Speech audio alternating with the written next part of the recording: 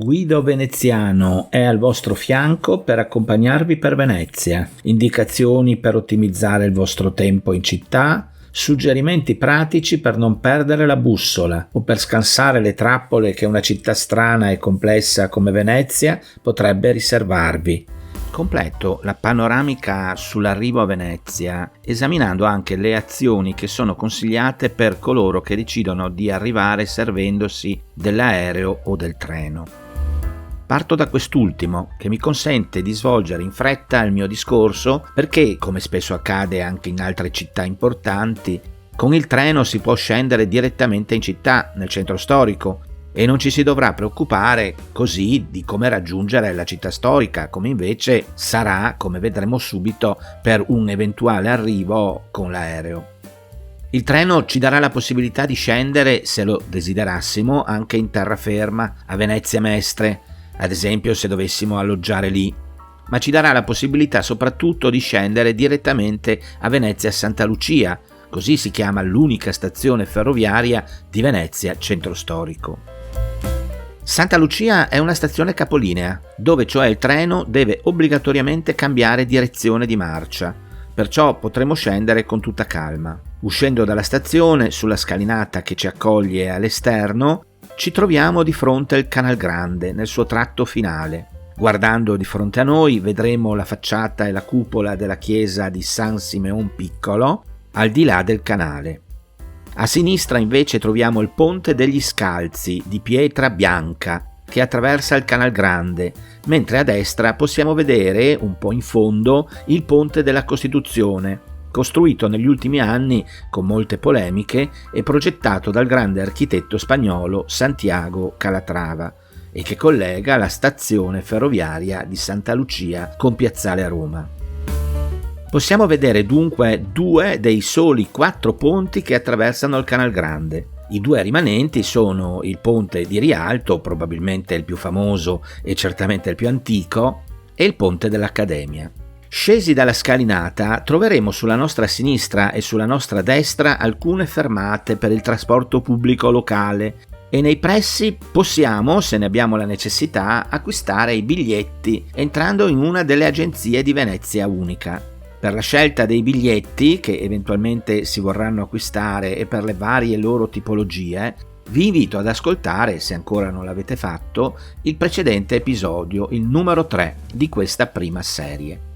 Potete trovare facilmente l'agenzia Venezia Unica vicino all'approdo ACTV AB sulla vostra sinistra e lì potrete trovare i biglietti, le mappe della città, informazioni e, se lo volete, biglietti per i tour turistici oppure per l'entrata nelle chiese e nei musei. L'agenzia è aperta solitamente con orario continuato dalle 8 alle 22. Se arrivate a Venezia in aereo, invece, occorrono alcune considerazioni in più. Innanzitutto gli aeroporti d'arrivo sono 2 e perciò bisogna vedere innanzitutto in quale dei 2 è previsto il vostro atterraggio. L'aeroporto Marco Polo sta effettivamente ai bordi della laguna di Venezia e in territorio del comune di Venezia, mentre l'aeroporto Antonio Canova è a Treviso, una bella cittadina a una 50 di chilometri da Venezia, ed è utilizzato molto spesso come piattaforma d'arrivo a Venezia soprattutto dalle compagnie low cost. L'aeroporto Canova di Treviso vi permetterà di raggiungere molto agevolmente Venezia, Piazzale Roma, perché ci sono alcuni servizi di autobus navetta che fanno spola tutto il giorno con un viaggio comodo di circa 40 minuti. Appena all'esterno dell'aeroporto Canova troverete ad esempio il bus navetta del servizio ATVO. Per vedere gli orari potete consultare il sito atvo.it e scegliere servizio aeroporti. Online potrete acquistare anche i biglietti, addirittura con una riduzione sulle tariffe, e potrete andare direttamente alle fermate dei bus senza attese agli sportelli. Se per qualsiasi motivo non riuscite a fare il biglietto online, potete utilizzare l'emettitrice automatica ATVO, posta nella sala ritiro bagagli, oppure potete utilizzare la biglietteria ATVO, in sala arrivi, aperta dalle ore 7:30 alle ore 22:30. Il biglietto costa circa 12 euro, 22 euro per andata e ritorno. Dopo essere usciti dall'aeroporto trovate anche un'altra compagnia che fa lo stesso servizio di navetta Aeroporto Venezia. La compagnia è la Barzi Service ed effettua il collegamento via autostrada in 40 minuti. Il costo è di 10 euro. Anche in questo caso, per saperne di più, si può controllare il sito barziservice.com e seguire il link Servizi Aeroporto di Treviso. Gli orari solitamente seguono gli arrivi dei voli e degli atterraggi, ma in tutti i casi è sempre consigliato guardare sui rispettivi siti gli orari delle partenze degli autobus, così come è consigliabile effettuare in anticipo la prenotazione e l'acquisto del titolo di viaggio, sempre tramite i siti web corrispondenti. Anche per quanto riguarda l'aeroporto Marco Polo, situato all'interno del comune di Venezia, è necessario organizzarsi un po' prima e decidere come raggiungere il centro storico di Venezia o, se vi serve, come fare per raggiungere il centro di Mestre, nel caso abbiate preso l'alloggio lì. Se atterrate all'aeroporto Marco Polo dopo le 1 di notte, ci saranno problemi di collegamento utilizzando i mezzi pubblici di linea e dovrete optare necessariamente per un taxi. Gli autobus di linea sono i seguenti: linea 5 ACTV del servizio locale di trasporto per Venezia.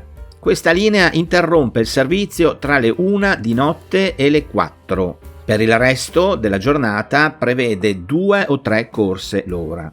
La linea ATVO è una linea di trasporto pubblico locale del Veneto. La linea ATVO ferma il suo servizio addirittura prima, intorno a mezzanotte, e riprende intorno alle 6 di mattina.